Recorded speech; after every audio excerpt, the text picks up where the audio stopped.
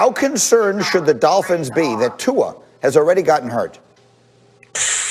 8. I think they should be very concerned, and more than the Dolphins should be concerned. I think maybe Tua should be concerned, because we know that the Dolphins have 4 first-round picks in the next 2 seasons. There's nothing stopping them from packaging those picks to move up, or using one of those picks to move up and get another quarterback. I know it might be a little premature, but the major concern about Tua was not his ability to play on the field, but his ability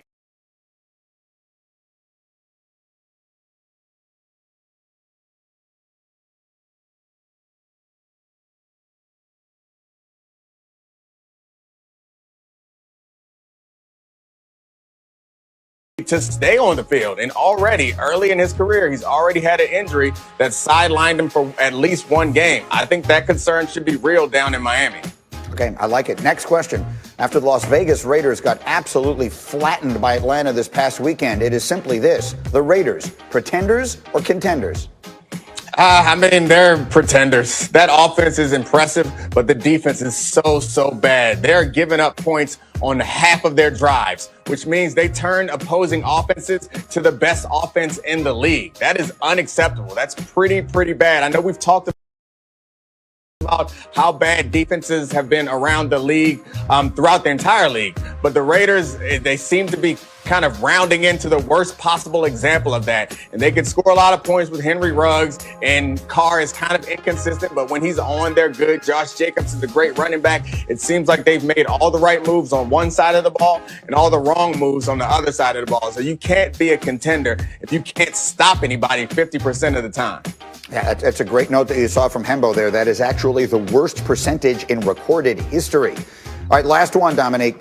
I'm telling you right now, either Seattle or Green Bay is making the Super Bowl out of the NFC. Which one are you telling me it is? It's a tough choice. The NFC is up in the air right now. I think I'm going to go with Seattle, though. I think that their defense is, again, it comes down to defenses, and these are 2 teams who are not playing as well on defense as you would like.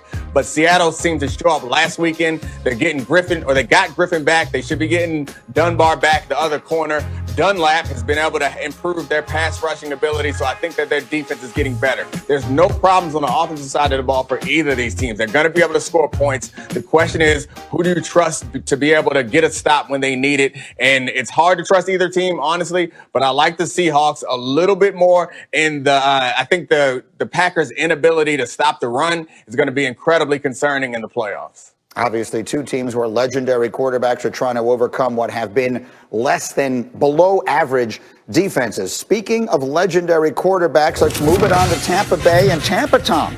Tom Brady has thrown 11 picks this season. Only Carson Wentz has thrown more. Brady has 4 games with multiple picks, already tied for the most in any season in his career. And his coach, Bruce Arians, well, he's not exactly known for running the football, and that has certainly been the case this year. Tampa Bay ranks 28th in the league in rushing yards per game, and their running backs aren't helping out at all. The Bucs runners have dropped 13 passes so far this season, nearly twice the total of any other team. So it is a combination of circumstances. And if you watch this show or listen to my radio show, you know that I have been yelling and screaming that this is all Bruce Arians' fault and that they are running the wrong offense. And Dominique, this morning, for the very first time, you convinced me that I might have that wrong. Tell me why. Yeah, I mean, what about what's happened in Tampa Bay suggests to you that Bruce Arians is making these decisions? Was it when they went and signed Gronkowski, or Right. or was it when they went and signed AB? Like, it seems like Tom Brady had a point to prove. He came into this season hearing everyone say that Belichick is the reason why he's been successful, that his arm strength is waning, he's getting old. He wants to throw these deep passes just as much as Bruce Arians. And if Tom Brady wanted to do something different, you know what they would be doing? Something different. Tom Brady is running this offense. It seems like Tom Brady is running this team. So I'm not sure that we can forgive Tom Brady and blame BA for anything more than we already have. The only control that Bruce Arians seems to have is to be able to take shots at Tom Brady in the media, and he is definitely wielding that power quite willy-nilly, and he's enjoying that because that's the only thing he can do. All he can do is say, Tom Brady messed up that read, check it out, watch him miss this pass, that's on Tom. That just further lets me know that he's annoyed with Tom Brady making all the decisions. It's actually a very good point, RC. It is the first thing that has really given me pause. Everything else suggests Tom Brady is making a lot of decisions in Tampa. So why wouldn't he be involved in these decisions? What do you think, Ryan Clark? He's absolutely involved. And anytime you see a great quarterback and a great quarterback-coach relation, the quarterback has something to do with that. You see the offensive coordinator go to the quarterback, do you like this play? How do you feel about this? And as they practice it during the week, someone will take it out or they'll put something else in. But when you watch Tom Brady, being able to run the offense and make the throws isn't the problem. His problem is making the throws under pressure. Himbo shot me a stat. He's thrown from a clean pocket more than anyone in the league 27 times, and he's been dang good while doing that. But the 20 pressures he has no touchdowns, 5 interceptions. If he threw the ball away every single play, his rating would be 40, and it's 20. And so when you look at what Tom Brady is doing, he just doesn't want to take the hits anymore. I remember playing this game, and when I played this game, I said every play, I'm coming out and I'm trying to split somebody. I'm trying to smash somebody. And now when I watch football, I flinch. When I watch football, I'm like, ooh, I can't believe I did that. Well, Tom Brady's 2 years older than me. And if you look at Tom Brady when he's pressured by Tyrann Mathieu, and he's not even close to him, and Tyrann Mathieu is smaller than Greeny, he's throwing the ball and turning away. Interception to Breeland. When he throws the ball into the helmet before he goes over to chastise Michael Evans, you know what's happening? Nothing. Nobody's around Tom Brady. They just whispered, say, bruh, we gonna pressure. And you know who he turned into? Sam Darnold's uncle. He saw ghosts too, but they're older ghosts. And you know that older ghosts are even meaner because they're mad that they're still in the spirit realm and they haven't ascended. And so they make you turn away and throw the ball in the people's helmet. And then you have people who decide they're going to defend you when you do that. No, when dude is getting pressured, he don't want that smoke. And that's okay. We all get old. We all get tired of getting hit. He feels like Mike Tyson. He's like, you're talking about Bruce Arians. You're talking about the interceptions. But what about my tail? Why is nobody worried about me? And Tom Brady's trying to save himself. That's fair. Again, he's 43 years old, but he is so much in control of the fact that he's still out there playing. He obviously wants to play for a reason. Desmond, you watch this. What do you see in that Tampa offense, and can they get it fixed? Well, I'm glad you asked the question, Greeny, because, RC was going so long. I thought he was going to try to take us into the break. I was like, am I going to get a chance? Man. My bad, Dad. Wow. Okay, so listen. What I see. He did get 4 analogies. I don't know if there's any more meat on the bone after that. You know what I mean, Greeny? I tell you what, RC hit on a very interesting stat. Talking about when he's pressured, when Tom Brady's pressured, and how he's throwing the interceptions, and that's what I see. Like when he's pressured, he's now on the same page as his outlet valves. His safety nets. These guys like Mike Evans. We saw when he played Sunday night against Kansas City, when he pressured, looked for Mike Evans. Mike wasn't ready. When Tom was ready, Tom threw the ball, hit off somebody's helmet. Deflection, interception. We've seen that consistently throughout the season. When he was in New England, everyone was on the same page when he got pressured, when he got blitzed. You have one of those little crafty receivers in the slot. They'll turn around immediately, get the ball, and keep the chains moving.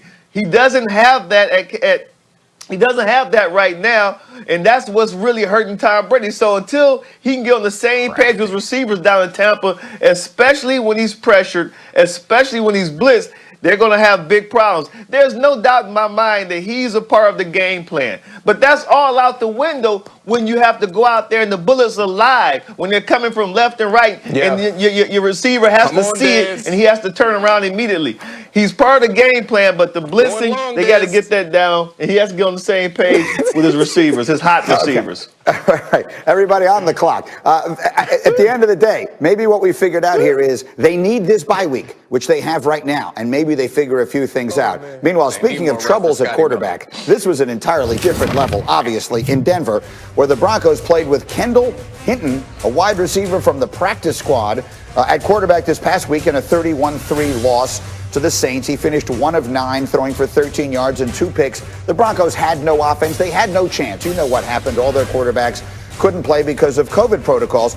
So when we take a look at the numbers they put up there, it was historically bad, basically as bad as any team in history. But listen to how Jerry Jones, in his regular weekly radio interview, viewed that relative to his team's quarterback struggles. Listen.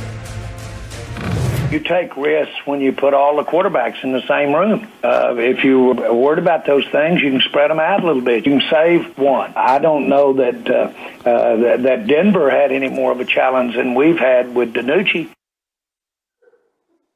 I'm going to have to say, I'm sorry, what? Ben DiNucci was a quarterback that Jerry Jones drafted. So what he's saying, Ryan Clark, is we were in as bad a shape as this team that found out the day before their game that they had to play a practice squad wide receiver at quarterback when we had a week to get ready with a quarterback that I drafted in the 7th round. Ryan Clark, what? Jerry Jones wants to be oppressed so badly. And you're not, Jerry. Jerry, you're just making bad decisions. You made bad decisions on people you drafted. You made bad decisions on people that you brought over as free agents. You put together a roster that just doesn't work. And for him to compare himself or their team to the Denver Broncos is absolutely delusional.